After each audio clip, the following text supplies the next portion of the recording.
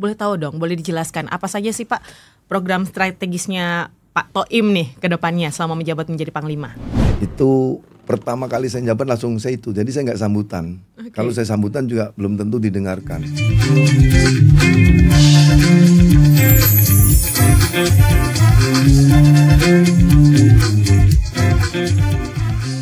Assalamualaikum warahmatullahi wabarakatuh. Selamat pagi sahabat setia hingga akhir Sultan Hasanuddin Podcast. Dengan saya Uun Ulfa Yusuf.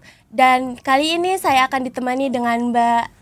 Oke, halo, saya Nana Jamal yang akan menjadi co-hostnya Mbak Uun pada pagi hari ini. Selamat pagi, apa kabar Mbak Uun? Alhamdulillah baik Mbak, gimana kabarnya Mbak? Luar biasa. Luar biasa. Kita mau menyapa kembali para sahabat setia hingga akhir pada episode perdana dari Sultan Hasanuddin Podcast pagi hari ini. Karena ini adalah episode perdana, berarti speaker kita harus luar biasa juga. Wah, di atasnya luar biasa nih Mbak. Di atas luar biasa. Benar sekali Langsung Mbak. saja kita perkenalkan, yaitu Bapak Pangdam 14 Hasanuddin. boleh kita berikan tepuk tangan juga dong. Terima kasih banyak. Nah, di studio saat ini kita tidak hanya bertiga, tapi kita juga ada teman-teman media di sini karena ini Banyak adalah banget, launching. Banyak banget ya, tapi kita juga udah ada aturan di sini. Ya. Jadi pagi hari ini karena ini adalah episode perdana, kita pengen santai-santai. Ini juga sekaligus diliput sama teman-teman media nih Pak nih. Karena kita mau agak panjang, lebih santai. Panjang nantinya nih Pak dipanggilnya Bapak, Pak Panglima.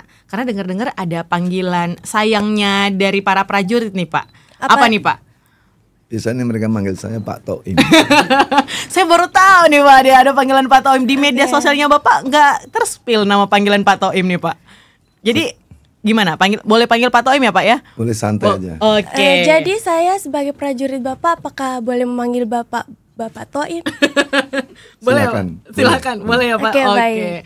Nah, ini kalau kita berbicara masalah Sultan Hasanuddin Podcast Pak, ini dengar-dengar tadi ada alasan khusus kenapa kemudian ada dari Kodam 14 Hasanuddin ini sendiri membuat podcastnya sendiri. Alasannya kenapa nih Pak? Jadi gini Mbak, kita ini saat ini negara sudah sangat cukup berkembang dengan masif. Nah kita jangan gaptek sekali lah TNI ini. Apalagi kalau kita lihat Kodam 14 Hasanuddin ini kita mempunyai 3 wilayah provinsi. Jadi baik Sulsel, Sulbar maupun Sultra. Dan jauh-jauh. Kalau kita pakai darat ada yang sampai 30 jam. Nah tentunya mereka juga ingin tahu bagaimana perkembangan situasi, bagaimana pemberitaan dilakukan oleh Kodam dan lain sebagainya. Dan masyarakat juga mungkin pengen tahu seperti apa sih. Nah, kalau kita memberitahu satu-satu kan agak sulit dan waktunya juga terbatas. Apalagi saat ini transportasi juga sulit. Kalau kita lihat inflasi di Sulawesi ini yang paling mahal disebabkan oleh transportasi. Nah untuk itu dari Kasat, Bapak Kasat membangun podcast ini. Oke. Oh, jadi ini arahan langsung dari Pak Kasat ya Pak ya. Tapi kedepannya podcast ini sendiri nanti akan bahas apa aja nih Pak? Ya sebetulnya kalau podcast ini kalau kita melihat tugas pokoknya Kodam ya semuanya. Jadi seluruh bidang kehidupan bangsa masuk. Ya tentunya harapan saya untuk hal yang positif ya, yang mengedukasi, membangun peradaban, kemudian agama, sosial, olahraga, dan lain sebagainya. Tidak boleh yang untuk negatif. Dan menyampaikan sesuatu kebenaran sehingga apa yang kita lakukan itu real time masyarakat tahu. Wah, jadi ini berarti sudah ada program-program strategis ke depannya ya Pak. Boleh tahu dong, boleh dijelaskan apa saja sih Pak program strategisnya Pak Toim nih ke depannya selama menjabat menjadi Panglima? Kalau kita sebetulnya kalau menurut aturannya ya, tapi maaf bukan berarti doktrinnya tidak. Kita sudah punya undang-undang, punya Sumpah Prajurit, Sabta Marga, 8 wajib TNI. Namun dalam penjabaran kita lebih luas lagi. Jadi bagaimana intinya TNI itu kembali kepada jati diri. Jadi TNI rakyat, TNI pejuang, nasional dan profesional. Nah untuk menuju ke situ tentunya tidak suatu hal yang mudah.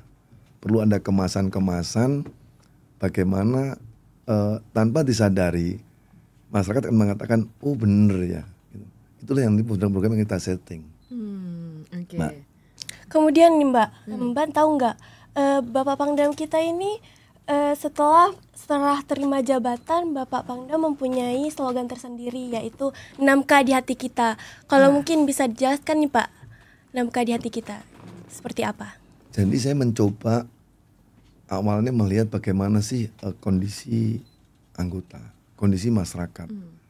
Memang dalam kepemimpinan kita mengenal bermacam-macam teori, prinsip, sifat.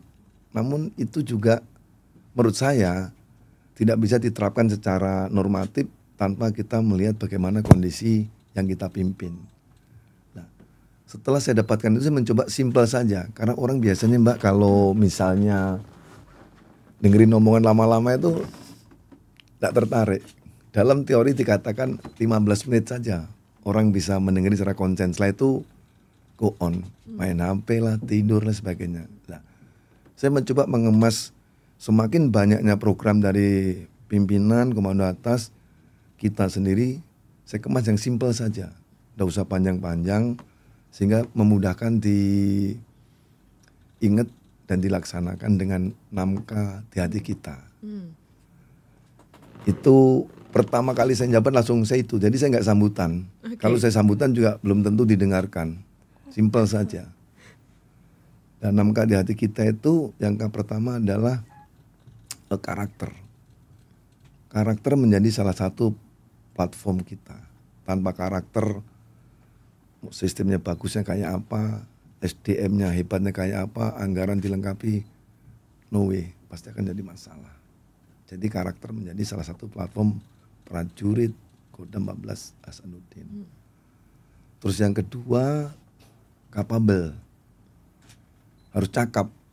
Bukan hanya profesional, tapi cakap. Artinya apa yang kita lakukan harus bisa bermanfaat buat masyarakat dan diterima. Percuma kita kerja keras, masyarakat menolaknya. Kan banyak tempat lain hasil kerjanya ditolak. Hasil ini nggak bermanfaat. Nah, saya coba seperti itu, harus cakap. Jadi apa yang dilakukan oleh Kodam hasilnya bisa dinikmati oleh mereka dan diterima dan manfaat. Contoh gampang-gampang, misalnya kemarin kita membuat biovlog. Itu simple. Jadi tempat ikan hanya modal tidak banyak, 1000 ikan 3 bulan panen. 2 kali panen sudah balik modal. Selanjutnya tinggal dinikmati. Nah, itu. Oke, jadi 6K di hati ini lumayan banyak ya Pak ya, tapi ada yang saya dengar juga kalau diantara K-nya itu adalah kesemestaan dan juga kerakyatan. Kerakyatan ini yang kemudian kita lihat mungkin kalau kita sebagai orang luar lihatnya dari media sosialnya Bapak, bagaimana Bapak ini deket banget, bukan cuma sama prajurit tapi juga sama rakyatnya. Kalau sama prajurit kita lihatnya ada yang lucu-lucu, kadang-kadang itu agak out of the box ya Pak ya. Ini bikin kontennya nih Pak. Jadi begini, saya banyak baca buku beberapa kepemimpinan di negara-negara luar, bahkan di Amerika Latin tahun 74 pernah menerapkan suatu kepemimpinan, dia gagal. Kemudian negara di Afrika, saya lupa, itu pemimpinnya perempuan, pada berbeda tapi berhasil. Dan setelah saya lihat apa yang menyebabkan mereka itu kok bisa berhasil. Oh, satu lagi Mahatma Gandhi, kalau kita lihat Mahatma Gandhi tampilan biasa karena celana pendek, tidak pakai baju, tapi omongannya diikuti semua. Nah, disitulah saya merubah tampilan saya, tidak hanya sebagai komandan. Ini saya ganti nama saya, ganti Toim. Tidak ada pangkat, tidak ada lain-lain, Toim. Harapan saya lebih dekat dengan masyarakat, dekat dengan anggota. Dan kemudian ke bawahnya saya menghindari acara-acara yang formal. Saya lebih suka misalnya acara dengan ngopi-ngopi, sering dengan media ngopi-ngopi. Kemarin ke Sulbar juga ngopi-ngopi. Jadi tidak harus dengan, maaf saya ngopi juga. Nggak apa-apa Pak. Tapi ada satu lagi katanya Pak, selain ngopi-ngopi, jogging bareng, olahraga bareng. Suka banget ya Pak ya, jogging katanya dari rumah sampai. Suka banget Mbak. Sering diajakin? Sering Mbak. Prajuritnya sering diajakin apa aja nih Pak? Jadi gini ya, kita ini udah tua, negara kita sudah 78 tahun merdeka. Selalu banyak slogan. Kalau kita lihat coba, kota Makassar berapa slogan, tempelin semua. Pertanyaannya, dilakukan enggak? Saya bilang, kamu harus fisikmu bagus, kesehatan bagus. Tapi saya hanya ngomong doang. Nah, saya hilangkan itu, saya ajak langsung. Oh, mereka baru tahu. Oh, ternyata kalau lari itu sehat. Oh, ternyata kalau kita misalnya komunikasi itu menambah humor, guyon itu menambah imun kita. Itu saya terapkan pada mereka. Jadi selain bersama dengan prajurit, mungkin nanti teman-teman media juga mau diajakin buat lari-lari bareng Bapak. Olahraga bareng atau nge-gym bareng Bapak ya. Mungkin ada di lain waktu dan kesempatannya ya. Satu Mbak yang perlu yang out of the box tadi. Saya setiap kunjungan ke satuan tidak pernah naik mobil. Saya lari. Ke lokasi tempat kunjungan. Ya, kalau dia masih di bawah 7 kilo saya lari. Tapi kalau di atas itu, misalnya ke Kendari naik pesawat dulu, tapi turun baru lari. Ya itu kan guyon lagi nih Bapak ya. Oke. Bahkan saya di pesawat pakai olahraga. Bapak kalau lari-lari kayak gitu nggak pakai pakaian seragam seperti ini, dikenalin nggak Pak sama warganya, sama masyarakat? Ada yang suka minta foto bareng nggak Pak? Mungkin karena seringnya dan banyak komunikasi interaksi dengan saya, banyak kenal. Kemarin tanpa sengaja ada orang jualan, saya mau beli nggak boleh dikasih. Kenapa? Dia kenal Pak Pangdam, katanya orangnya baik, katanya mereka. Jadi mereka nggak mau dibeli. Banyak. Padahal ini nggak pakai seragam ya Pak ya? Nggak pernah. Oke. Saya menghindari itu. Nah tapi sekarang sudah menjabat sebagai seorang panglima di Kodam 14 Hasanuddin. Kita penasaran ya. Gimana latar belakang pendidikan Bapak Pangdam nih Pak? Sebetulnya kalau pendidikan sama aja. Kata atasan kita kalau sudah menjadi Pangdam berarti sudah terpilih. Saya sekolahnya normal-normal saja. Cuma saya ada yang nggak normal karena saya haus sekolah.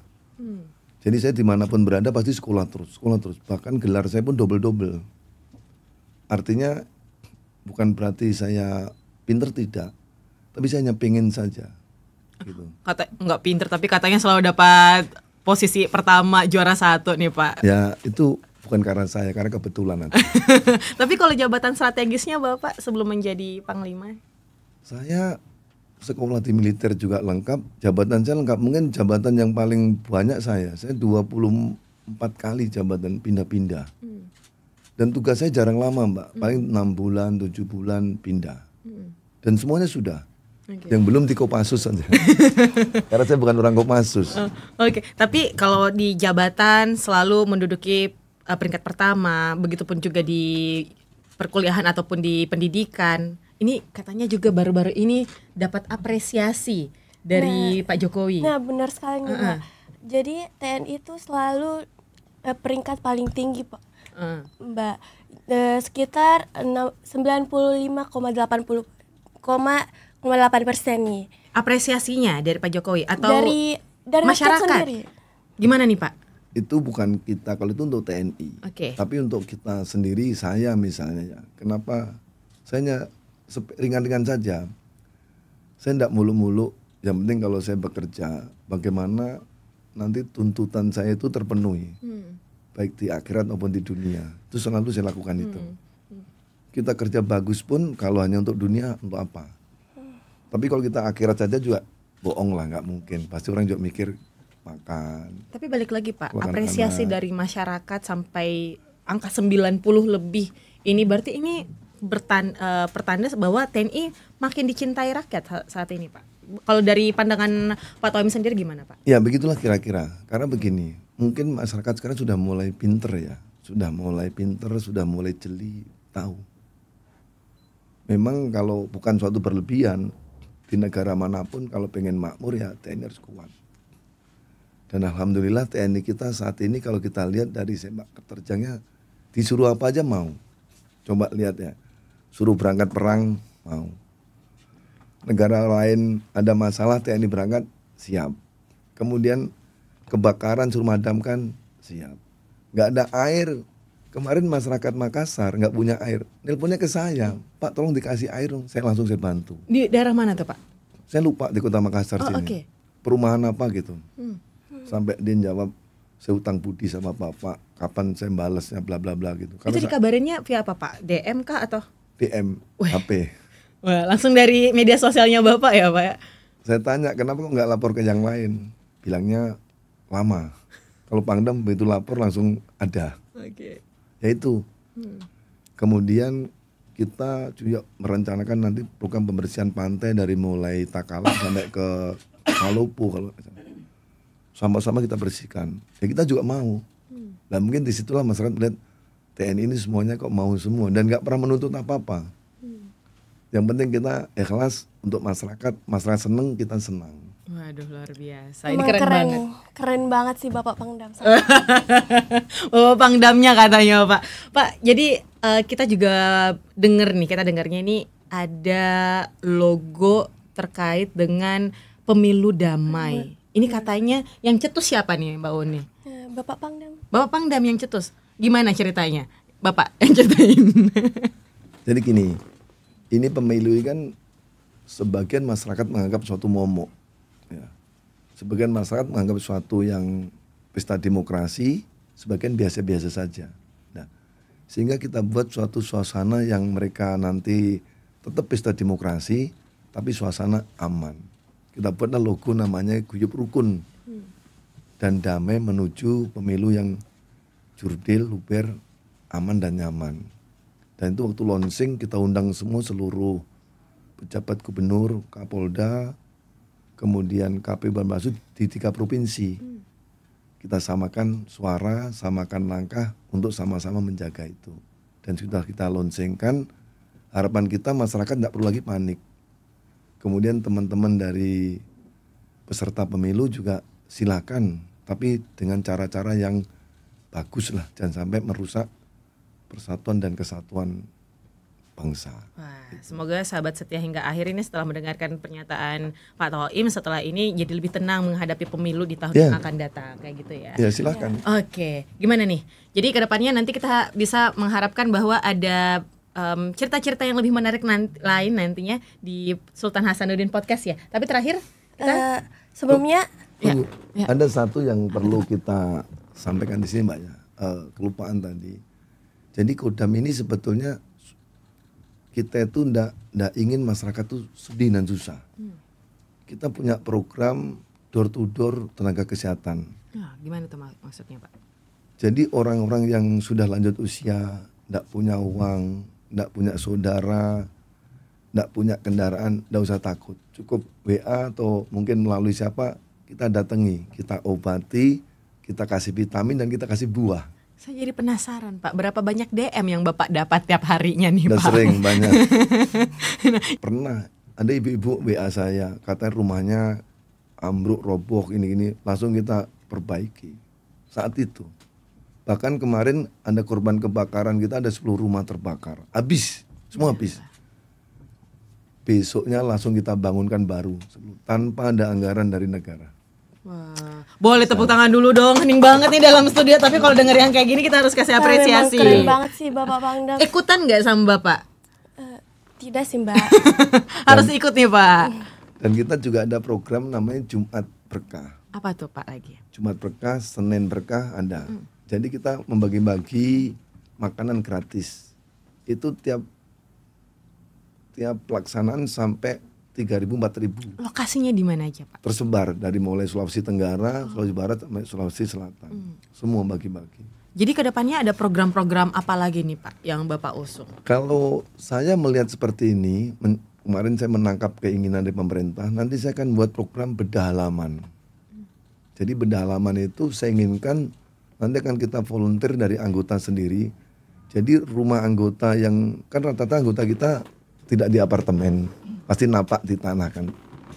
Jadi saya ingin rumahnya tuh nggak boleh kosong, harus ada kebutuhan yang urgen yang setiap hari kita gunakan. Mbak suka sambal enggak? Suka banget Bapak. Beli nggak cabenya? Beli Pak. Nah, ini yang salah total. Harusnya gimana Pak? Kita cabai nggak pernah beli. Tanam sendiri. Tanam ya Pak ya. Sangat simpel, tinggal polybag dikasih cabai. Saya nggak ada halamannya Pak. Gimana dong Pak? Nggak punya halaman Pak. Makanya nikah sama tentara. Kok punya halaman. Ada nggak Pak? Mbak Un udah.